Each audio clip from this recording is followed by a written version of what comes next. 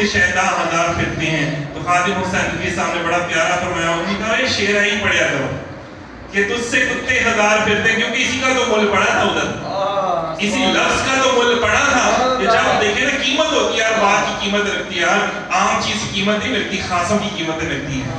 خاصوں کی, جب خاص بندہ ایسی بات کرتا ہے, دیکھیں اتنا بڑا مفتی اعظم ہو کے, اتنا بڑا مجدد ہو کے, اتنے بڑے علمی قابلیت ہو کے, عالم ہو کے, کہ بڑے بڑے عرب کے فصحاء ہیں, عرب بھی جن کے سامنے جھک رہے ہیں علمی اعتبار سے, اور وہ کیا کہیں کہ تیری اوقات ہی کوئی نہیں ہے حضور کی بارگاہ میں, تیری کوئی اوقات ہی نہیں ہے, تیری کوئی حیثیت ہی نہیں ہے, سارا وہ پیارے علم, ساری کتابیں وہ پڑھی ہیں حضور کی بارگاہ میں. نہیں, میں تو مٹا کے جانا وہاں, مرشد کی بارگاہ میں اکر کی کام نہیں ہوتا,